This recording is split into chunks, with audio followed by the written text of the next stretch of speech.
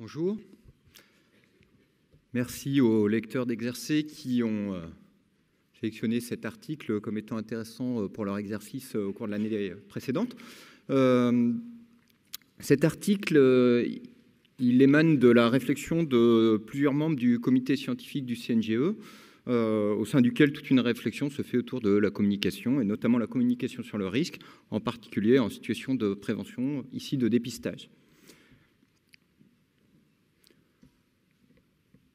Première préoccupation, pourquoi s'attacher à communiquer sur les risques? Donc c'était un papier de soins qui repositionne un peu l'ensemble de ces éléments. D'abord parce que c'est des situations qui sont très fréquentes. Donc très fréquentes, dès lors qu'on parle de risque, dès lors qu'on parle de prévention, on en fait beaucoup dans nos pratiques. On fait finalement essentiellement de la prévention, parfois de la prévention tertiaire pour éviter des récidives.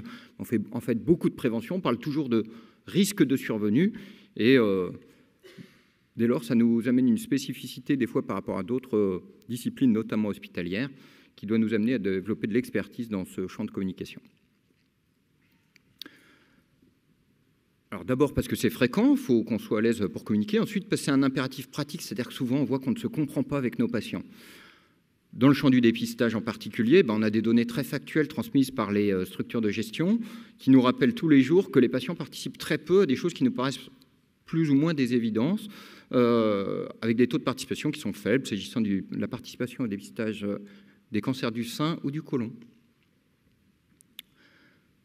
Un de nos amis belges, Marc Chamoul, avait théorisé et formalisé un petit peu cette difficulté de compréhension dans un tableau qui figure ainsi, où on voit bien quand les choses sont faciles finalement, quand à la fois le patient et le médecin s'accordent sur le fait que le patient est malade. Les choses sont assez faciles quand et le patient et le médecin s'accordent sur le fait que le patient est plutôt bien portant. Et les difficultés viennent quand on se trouve devant les situations ici figurées en rouge, où il y a une discordance de représentation sur l'état de santé du patient. Dans certains cas, que le médecin considère son patient comme potentiellement malade, c'est ce qu'on fait quand on fait du dépistage, on se préoccupe de la situation potentielle de maladie d'un patient qui, lui, se vit parfois comme bien portant, ce qui est source de difficultés.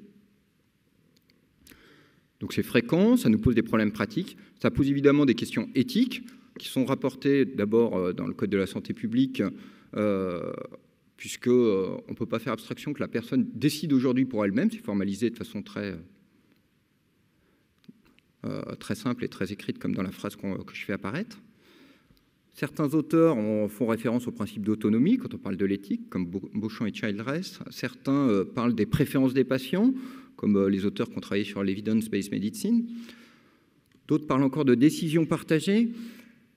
L'avantage du modèle de la décision partagée tel que développé par Cathy Charles, c'est qu'elle nous propose un processus pour tenir compte et permettre finalement l'autonomie des patients, et notamment en stipulant que exprimer son autonomie, ça suppose d'avoir l'information, de partager l'information, donc c'est le petit 1 entre le patient et le médecin, et dans un second temps, d'aller explorer les préférences et les options possibles avec les patients. Donc l'essentiel de cette présentation très courte, je l'ai centrée sur partager les données scientifiques, avec un premier enjeu pour partager, il faut déjà que nous, on se réapproprie, c'est un discours désormais récurrent dans notre communauté, se réapproprier les données scientifiques. J'ai choisi 6 messages à vous transmettre dans ces diapositives qui correspondent à ce qui apparaissait dans l'article. La première, c'est que, premier message, on doit nous-mêmes progressivement être convaincus, on le dit régulièrement ici, et Denis vient d'en faire la démonstration, l'efficacité des procédures de prévention qui nous sont proposées n'est pas toujours démontrée. Et là, je prenais dans le champ du dépistage 3 exemples. L'un qui concerne le mélanome. Moi, je suis très impliqué sur la structuration du dépistage du mélanome, mais pour autant, aujourd'hui, ça n'est pas démontré, alors même que l'INCa en fait largement la promotion. Le dépistage du cancer de la prostate, évidemment. Le dépistage du cancer du sein qui fait polémique, tout le monde l'a en tête. Deuxième message, attention à l'ensorcellement des chiffres. Alors, on avait reproduit 2, j'appelle ça des text box, des boîtes de texte dans la revue, reprenant elles-mêmes des text box qui figuraient dans le BMJ en 2003. pour montrer que nous, cliniciens, quand on parle avec nos patients, il faut absolument qu'on arrête de parler avec des probabilités conditionnelles. Ça veut dire quoi? Ça veut dire qu'il faut arrêter d'utiliser des pourcentages qui s'imbriquent les uns dans les autres, de sorte qu'au bout d'un moment, on ne sait plus quel est le dénominateur, et on manipule des chiffres avec lesquels nous-mêmes, on se perd nous-mêmes dans les chiffres. Je ne vais pas vous faire calculer le petit élément qui figurait en rouge, parce que d'abord, on est vendredi après-midi d'un congrès, donc c'est difficile. Mais même, je vous propose de le faire tranquillement à la maison en rentrant la semaine prochaine. Et en fait, on n'y arrive pas. On n'y arrive pas parce que trop de pourcentages dont on n'arrive pas à faire le lien entre eux, ça nous perd. Évidemment, ça perd nos patients. La recommandation, donc aujourd'hui, consensuellement transmise dans les différents... par les différentes personnes qui travaillent sur communiquer sur le risque, c'est qu'il faut parler en fréquence naturelle. Ça veut dire quoi? Ça veut dire que, et donc là on peut très facilement faire le lien entre les deux boîtes, les deux box. À gauche, quand on dit la probabilité qu'une femme ait un cancer du sein est de 0,8%, ça veut dire que 8 femmes sur 1000 ont un cancer du sein dans l'année. Si on dit que la probabilité que la mammographie soit anormale est de 90% quand la personne a un cancer du sein, on peut le dire autrement en disant que parmi les 8 femmes sur 1000 qui ont un cancer du sein, 90% du 8, c'est 7. 7 auront une mammographie anormale. De la même façon, et si on poursuit, on va trouver que 992 femmes qui n'ont, parmi 992 sur les 1000 qui n'ont pas de cancer du sein, 70 auront tout de même une mammographie anormale. L'intérêt de le dénombrer comme ça, alors que même là c'est un peu fastidieux à lire, vous allez voir que si on veut calculer en fait la réponse au petit carré rouge, on va beaucoup plus facilement trouver les chiffres, on va les faire apparaître ensemble. Si on regarde toutes les mammographies anormales, il y en a 77. Et si on se demande quelle est la probabilité qu'une femme ait un cancer du sein quand sa mammographie est anormale, sur 77, il suffit de lire la phrase, il y en a 7. Donc combien de femmes ont réellement un cancer du sein? 7 sur 77. Là, de toute façon, aujourd'hui, au moment où je le présente, je pense que chacun a un peu de mal à suivre. Mais encore une fois, la différence, c'est que même à froid, sinon, vous n'y arriverez jamais. On va du coup je vais proposer des figures qui sont plus simples à comprendre, mais qui montrent bien que la présentation du risque, elle a un gros impact sur la compréhension. Là aussi, c'est des choses que progressivement, dans notre communauté, tout le monde s'est approprié, s'approprie année après année. Mais la nécessité de parler en risque relatif, risque absolu, nombre de sujets à dépister, on l'a fait beaucoup sur les statines par les années passées. Ici, vous voyez figurer le bénéfice du dépistage par mammographie sous sa forme actuelle. Je ne parle pas du bénéfice d'un dépistage stratifié, comme on a pu en discuter hier, mais dans sa forme actuelle, d'après les revues Cochrane, on voit une amélioration de la survie à 10 ans avec un gain d'environ 20%. Vous voyez, on passe de 100 à 80 au risque relatif de mortalité donc à 10 ans. Sauf que, vous voyez dans la colonne de droite, vous n'aviez pas vu qu'il y avait une colonne, et en fait, il y avait une colonne, mais la diminution du risque, ça fait simplement 2 petits traits en bas, dont on ne voit pas vraiment la différence entre l'un et l'autre. Et en fait, en risque absolu, le gain de 20% apparaît tellement marginal, il faut imaginer que nos patients, eux, ils sont aussi intéressés par cette information-là, ce risque marginal, et plutôt que par une information que nous, on a choisi de faire très démonstrative en parlant en risque relatif. Cette présentation en risque relatif, risque absolu et nombre de sujets à dépister, on a choisi de la faire figurer du coup dans la revue, et donc c'est un encart de la revue qui est reproduit ici. Je vous propose que là, dans l'instant, on ne parcourt peut-être que le haut du tableau, pour que la présentation ne soit pas trop longue. Mais dans le haut du tableau, vous voyez que le risque relatif de décès quand on fait du dépistage du cancer du côlon, du sein ou de la prostate, dans tous les cas, pour la prostate, là j'ai pris l'étude la plus favorable qui est celle de Schroeder dans le New England, on a un gain sur la mortalité à 10 ans de 15 à 20% pour faire simple, en risque relatif. Vous voyez bien que le gros enjeu, c'est de savoir quelle est la mortalité à 10 ans de la pathologie initialement. La mortalité à 10 ans, on voit bien que le cancer du côlon, c'est un cancer plus péjoratif que le cancer du sein, et donc que la mortalité est plus élevée spontanément à 10 ans, 0,9% pour le sein, 0,3%. De sorte que la réduction de risque absolu, elle est plus favorable quand on parle du dépistage du cancer du côlon que quand on parle du dépistage du cancer du sein. Et ce caractère plus favorable, on le voit aussi sur le nombre de sujets à dépister. Quatrième message, le médecin ne sait pas prédire qui aura un bénéfice individuel. J'ai reproduit là deux figures qu'on a fait apparaître dans l'article. L'une qui n'est pas prise dans le champ des cancers, mais qui concerne la probabilité pour une femme de 39 ans de porter un fœtus qui a une anomalie chromosomique. Et comparativement, excusez-moi, ça passe trop vite, le risque de faire une amniosynthèse qui amène à une fausse couche. Vous voyez figurer, petit à petit, on s'est habitué aussi à ce mode de présentation, on le fait de plus en plus. Ces présentations, on voit figurer l'ensemble des personnes concernées. Et donc, notre difficulté, nous, face à un patient, à lui préciser où il se trouve sur la figure. Et en fait, on ne peut pas le faire, il faut être capable de le dire à nos patients. Sur un autre exemple, c'est les textbox, là aussi on l'avait reproduite pour le cancer du sein dans la revue. C'est les textbox faites par le Harding Center, qui est une structure en Allemagne, et qui le fait maintenant pour tous les cancers, tous les dépistages de cancer. Par ailleurs, une fois qu'on a donc abordé la dimension scientifique et partagé les données scientifiques, il faut expliciter, discuter les préférences avec le patient. Et pour faire simple, j'ai mis qu'un seul message qui est mis en avant par Claude Richard et Marie-Thérèse Lucier, qui est de dire « prenez le temps ». Prenez le temps, ça permet de résumer ça. Cette figure, elle dit qu'il y a beaucoup de facteurs qui jouent sur les préférences et les représentations des patients. Parmi elles, une qu'on met souvent en avant, le petit rond qui figure en rouge en haut, susceptibilité perçue à la maladie. On sait qu'il y a une grosse part irrationnelle là-dedans. Tout le monde a plutôt l'idée que, enfin, un grand nombre de personnes ont l'idée que le risque, c'est plutôt pour les autres, plutôt que pour eux-mêmes. Les sociologues décrivent ça sous le terme d'optimisme irréaliste. Plein d'autres facteurs jouent. Ce que nous, on doit s'approprier en tant que clinicien et que médecin, et qui est peut-être rassurant, c'est que nous avons un rôle sur bon nombre des facteurs qui interfèrent avec les représentations du risque. Ça peut être mis en avant de façon très explicite, comme vous le voyez dans le carré en orange en bas. Le rappel très simplement, le conseil personnel par un professionnel de santé, ça joue sur la menace perçue de la maladie, par exemple. Mais on peut aussi s'enquérir de l'influence des pairs qui figurent en haut à droite, des variables structurales, la connaissance sur la maladie, c'est quelque chose qu'on fait très souvent, etc. Dernier message, les messages alarmistes n'ont pas d'efficacité démontrée. Il y a des revues de littérature qui s'intéressent à la façon dont on donne l'information, savoir si on doit faire peur aux gens, si on doit au contraire leur montrer le bénéfice qu'ils pourraient tirer à participer à des procédures de dépistage. Aujourd'hui, les données sont très claires. Le fait de faire peur aux gens, ça n'amène pas un bénéfice particulier, en tout cas en population. C'est là qu'après, le médecin est susceptible de s'adapter à chacun de ses patients.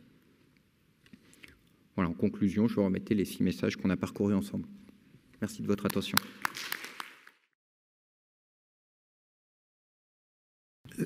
C'est pas une question, en fait, c'est une remarque, Cédric. C'est finalement ce que tu as présenté là, c'est très complémentaire de ce que j'ai présenté avant, dans un domaine totalement différent, qui reste quand même de la prévention. Et en fait, ça pose vraiment la question de partager les données de la science avec les patients et de leur expliquer le plus simplement possible. Et il y a des Américains qui font ça très bien à la Mayo Clinic. Qu'est-ce que c'est qu'un risque? Voilà, il est à combien? Et puis, si je vous traite, eh ben, votre risque, il devient combien? Mais pas en relatif, en absolu. Parce que, par exemple, quand vous avez vu sur les infarctus du myocarde, dans ce que je vous ai montré, la différence, c'était, en absolu, c'était 0,23%, je crois. Quelque chose comme ça, hein, sur la méta-analyse. Donc, ça veut dire, voilà, si je ne vous traite pas, eh ben, sur 100 patients, sur 384 patients, il y en a 383 qui n'auront rien. Et si je vous traite, peut-être qu'il y en aura 384 qui n'auront rien.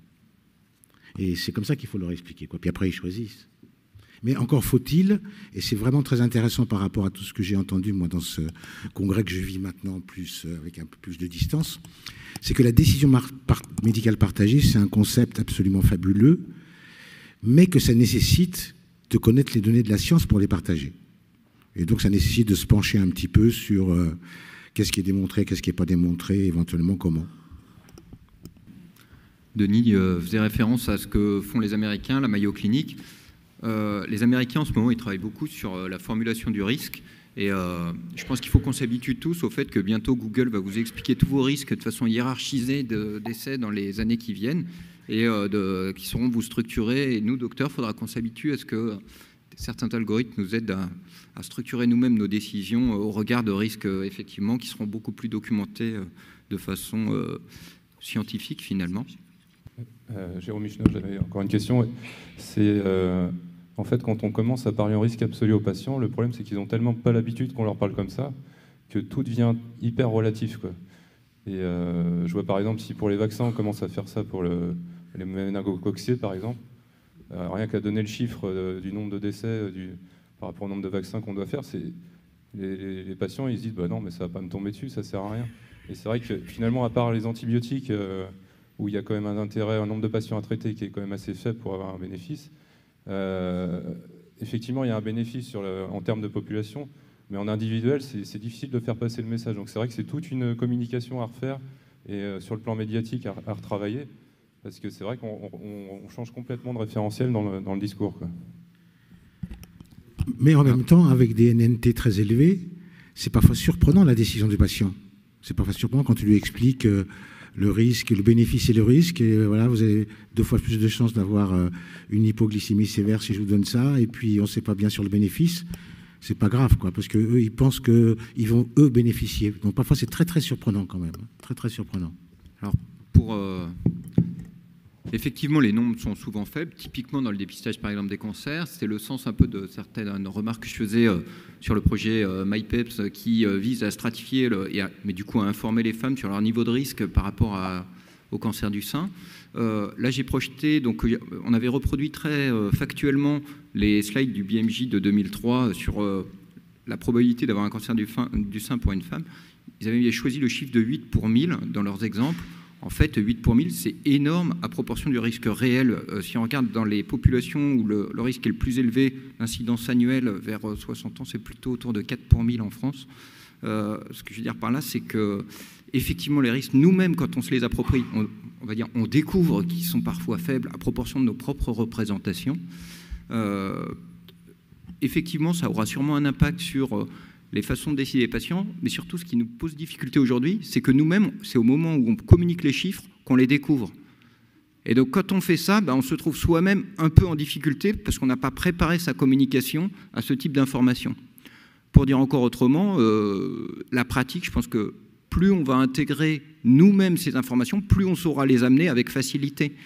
Quand on parle de la vaccination, on peut très bien parler de risques rares et en même temps être convaincu d'un bénéfice, et il y a eu des plénières sur la vaccination, d'un bénéfice comparativement au risque extrêmement favorable, et donc être capable de présenter la vaccination à ces patients avec beaucoup de sérénité, alors même que le nombre de cas incidents est faible. Yannick Carriot de Grenoble. Bon, déjà, de nouveau, c'est répondu à la question que je voulais poser.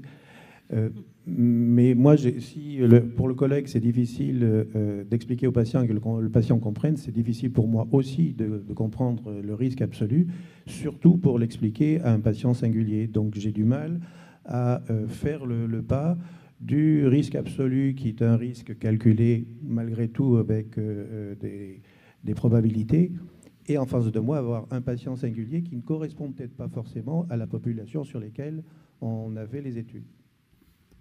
Alors, pour faire l'analogie avec ce qu'on disait tout à l'heure, finalement, faut-il donner de la metformine à nos patients? Si on devait parler sur la communication sur le risque, est-ce qu'il faut les abreuver de chiffres? Sûrement pas. Peut-être la première étape est que nous-mêmes, on les connaisse. Voilà, c'est le sens peut-être du message d'aujourd'hui. Et pour savoir et construire son discours, pour pouvoir les amener le moment venu auprès d'un patient qui, le cas échéant, en tiendra compte pour sa propre décision, mais tous les patients n'attendent pas forcément des chiffres pour prendre leur décision. L'essentiel de la décision des patients, tout le monde le connaît ici, c'est comme ça qu'on a fait la médecine pendant des dizaines d'années, se fait sur la confiance qu'on a dans son soignant. Il se trouve qu'il y a quelques situations où nous-mêmes, on serait plus à l'aise de pouvoir communiquer un peu plus. Je prends par exemple, pour moi, le cliché, c'est le dépistage du cancer de la prostate, où on nous explique tous les jours qu'il faut faire la décision partagée, mais à peu près personne ne connaît vraiment, ne sait amener des éléments d'information pertinents. Donc dans certains cas, on va faire porter ça, on va décider avec le patient, mais sur des éléments qui ne sont pas chiffrés, mais on a quand même des patients, des fois, qui nous interpellent et qui nous disent « mais expliquez-moi un peu plus ». Et pour ces patients-là, je pense que du coup, oui, c'est approprié d'avoir des outils, de pouvoir se référer peut-être à des outils en ligne qui visualisent le risque. Ça ne veut pas dire que ça fait toutes leurs décisions, mais ça permet de construire, d'échanger tout simplement, et de ne pas rester sur des phrases qui sont parfois très superficielles. Donc, à propos du dépistage, je trouve qu'effectivement, en médecine générale, on est un peu embêté avec ça, parce qu'il y a des patients qu'on ne voit pas, ils déboulent dans nos cabinets, je viens pour mon test, j'ai reçu le courrier, etc. Donc c'est vrai qu'il faut dire, on prend le temps d'une vraie consultation, d'en parler tout. Et moi, je parle souvent du niveau 2 de dépistage, je dis aux gens, c'est bien. Alors, pour moi, ce n'est pas de la prévention du cancer, puisqu'on est déjà dans une étape où on cherche un cancer, donc on n'est plus en prévention. Donc du coup, je parle des facteurs de risque, mais surtout de l'étape 2, parce que j'ai une amie qui faisait son dépistage comme ça, et elle s'est retrouvée pendant 8 mois bloquée, parce qu'elle avait un hémoculte positif, et elle disait, je ne voulais pas y aller, je ne voulais pas y aller. Elle était sûre qu'elle avait un cancer, parce que voilà. Et quand elle a pu dire, mais en fait, j'ai vu que je ne voulais pas faire la colo parce que j'avais peur d'avoir un cancer, et que le médecin lui a dit, mais pourquoi vous ne me l'avez pas dit? Parce que la plupart du temps, ce n'est pas un cancer qu'on trouve.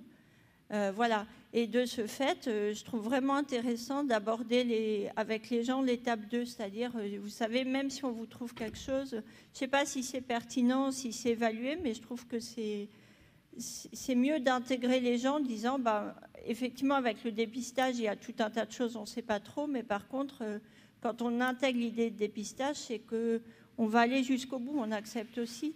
Et pour le dépistage trisomie 21 dans la grossesse, c'est vrai que j'avais écouté une émission à la radio d'un comité d'éthique de patients qui disent, mais enfin, quand on est trisomique, on est viable.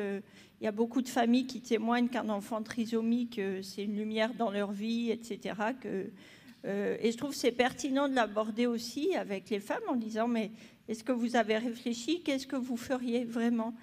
J'entends votre témoignage. Je dirais, ce que je comprends dans ce que vous décrivez, c'est que ce à quoi j'adhère, c'est le fait qu'il faut que ces pratiques qui sont quotidiennes pour nous retrouvent du sens et qu'elles ne se réduisent pas à l'application binaire de recommandations dont on ne connaît pas toujours les modalités et qui ne sont pas du tout personnalisées à la situation de nos patients.